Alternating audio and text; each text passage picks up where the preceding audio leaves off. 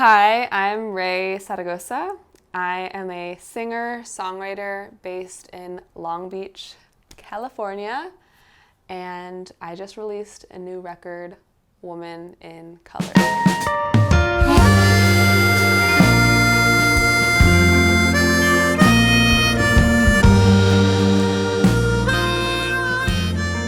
So 2 years ago, I had just these words pop into my head, woman in color, and it kind of dawned on me how just changing the of to in the term, like woman of color, to me changed the entire definition of what it means. And I've always felt like I really identified as a woman of color, especially because I come from such a diverse background. And so identifying with just being Indigenous or just being Mexican American or just being Japanese American or Taiwanese American was always not something I fully felt like I could embody or that I identified with. So being a woman of color, there's this like blanket statement. It felt like it was who I was or who I am.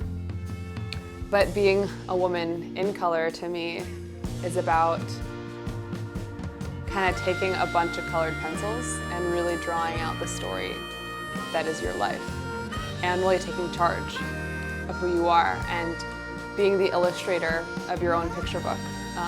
But as women of color and minorities in general, marginalized communities in America, oftentimes our stories are not told by us and are often one small little paragraph in a huge textbook. I feel like this record is my way of taking that one small paragraph and expanding it and telling my story and the stories of my ancestors in a way that's authentic to me.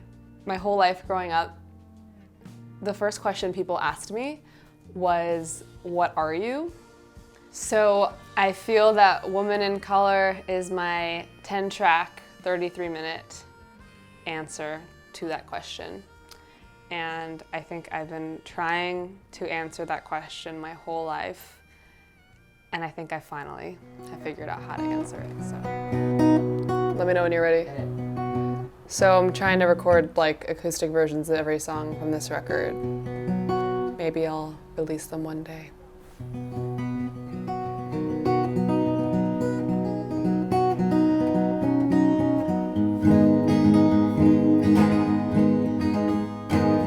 I've been lost in love forest for weeks.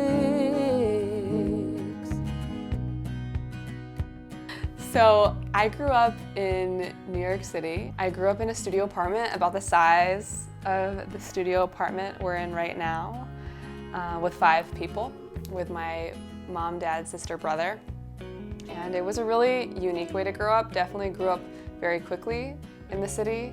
We were on our own at a very young age because both of our parents were busy working. And I grew up backstage in all kinds of theater shows. My dad played Chief Sitting Bull in Annie Get Your Gun on Broadway when I was 5.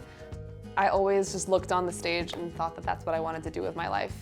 And I just knew that performers were like the coolest people on the planet. I grew up listening to folk music. Harry Chapin and James Taylor, Carole King, and Joni Mitchell were always being played in the car when we drove around or in my home, and I just fell in love with storytelling through folk music. I really felt like a folk song was this pure, beautiful 3-minute way of telling a story. But I grew up dancing, I grew up singing, I grew up doing musical theater. I didn't really find my voice as a creative until I was in high school and I started writing songs. I decided not to go to college because I wanted to be an artist and I had no idea what that meant. I moved out of my parents' home and I started waitressing.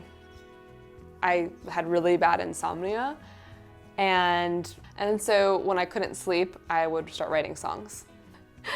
I thought that it'd be really cool to make business cards. So I had only written like 2 songs. I printed business cards that said, Raye Zaragoza, actress, singer, songwriter. And I was 18, waitressing, and I would hand them out to people being like, hey, I'm an actress and a singer, songwriter. even though I only written 2 songs. One day I handed one to the right person, and she was this woman who ran the farmer's market. And so she had me perform at the farmer's market. And from there, I just caught this bug and started performing anywhere that would let me perform. And that was pretty much my life for 5 years. It was bartending, waitressing, writing songs and performing them over and over and over and over and over and over and over. You know, now it's like fast forward. I'm 27 years old. I've been doing music, singing and songwriting full time for 4 years. It's difficult as an independent artist. We don't have anyone, fitting the bill. So I create everything between the music, the promotion of the music, and basically anything there is to do, I figure out how to do it. And most of it gets figured out here. And so this is my 350 square foot workshop. I don't call it a studio, I call it a workshop because that's literally what it is. But I've got my guitars. The shipping facility for all Raye Zaragoza merchandise. Anyway, I basically do all my recording here, and the library. And this is my bed, but Bronx has taken over. Hello. The table, everything happens. Food, meetings, work.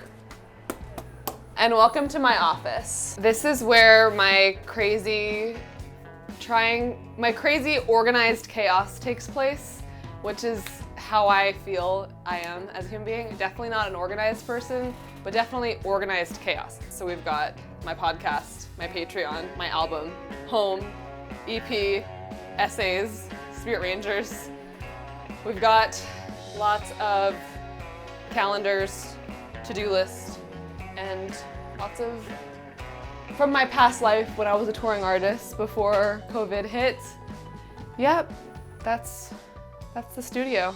I always feel sometimes like my songs are one step ahead of me as a person, and sometimes my music brings me to a new point of self-actualization or self-realization that I wasn't ready to arrive at before I wrote the song.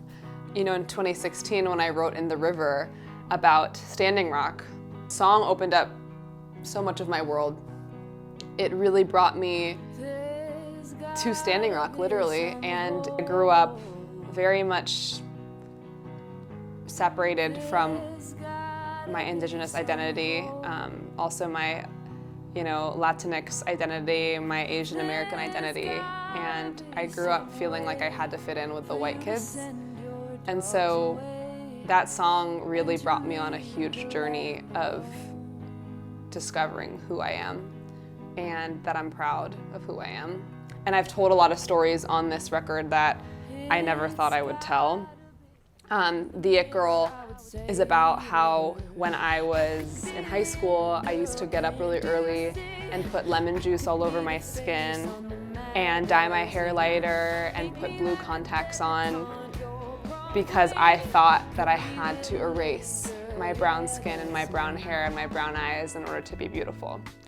And I've always felt like that was this deep, dark secret that I could never share with anyone because it was really embarrassing and I felt a lot of shame around it. I wrote a song called Red about missing and murdered Indigenous women. And through writing that song, it's taken me on this journey of really discovering the injustice of missing and murdered Indigenous women all throughout North America. Indigenous women are at such a higher risk of sexual violence and of murder in this country and in Canada, and it breaks my heart every day. And through my platform and my music, I always want to continue to do what I can to shed light on that issue and make sure that these women have their stories told. So I wrote most of these songs in late 2018 and early 2019.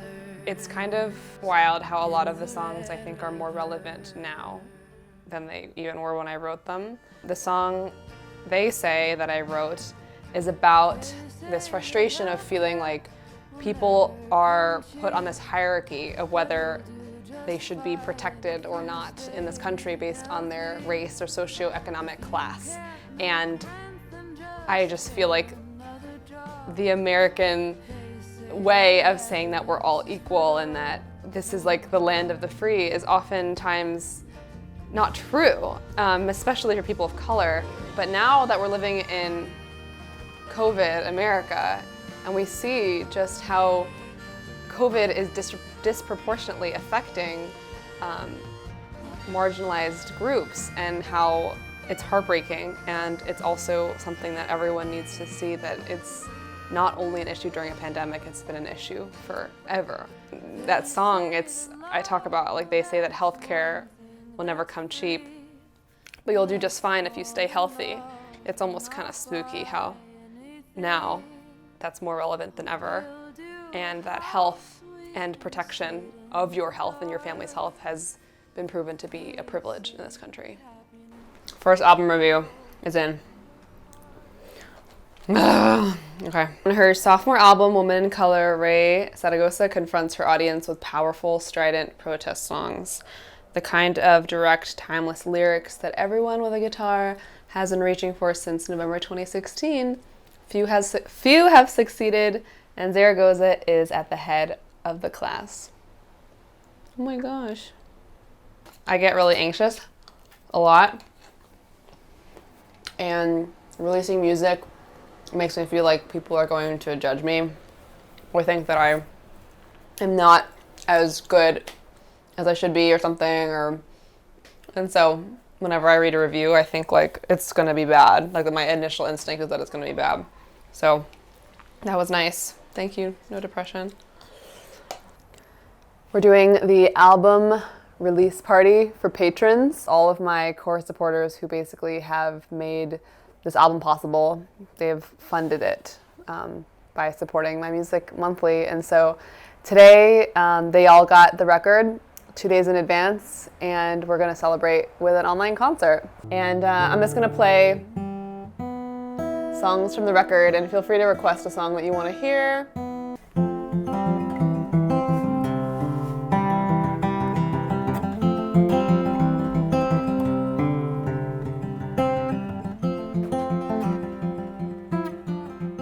Recording with Tucker Martine was totally amazing and a dream come true.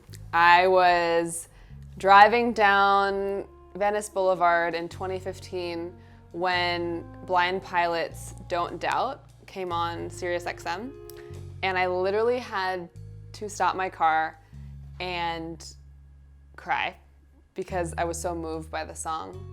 And I told myself in that moment that whoever produced that song would one day produce my music. Fast forward a couple years, I was given the opportunity to work with Tucker Martine on this record. And you know, Tucker has worked with so many incredible bands like First Aid Kit and the Decemberists and My Morning Jacket. And he's really, I call him like a wizard. He really is just like this wizard of sounds. And he can hear things that no one else can. I really, really feel like he has this superhuman ear. And the first time we talked, I got off the phone with him and I told my manager, I was like, oh my gosh, I've met my musical soulmate, because he really is just so much about the sounds, and he's so much about the music and the song. And I feel like with technology these days, and with how you can make a record off of a laptop, a lot of like the folk genre is almost it's not as popular, you know. Back in the day, you know, bands would make records with just a few instruments, acoustic instruments, and I really love that, and I know Tucker does too, and he's really incredible at preserving the essence of real live acoustic instruments. It was a huge learning experience. He definitely just over and over kept demanding that I get my best takes. Like it was like, do it again, do it again, do it again. And yeah, he was just amazing. It was so fun. I hope that after listening to Woman in Color, people feel less alone, and they feel that they can be many things. That's okay. And that identity is a complicated, vibrant, colorful, weird, strange, difficult thing. So many of us exist at the intersections of so many different identities, and our stories are so interesting and unique to us, and that your story deserves to be told. I hope that people feel comforted, maybe identify with my feelings and identify with the things that have troubled me for my whole life, and maybe feel there's nothing to be ashamed of. I'm a rebel soul.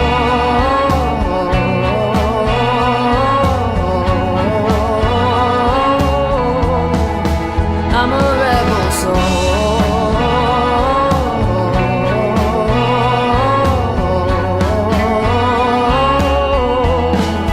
I'm a rebel soul.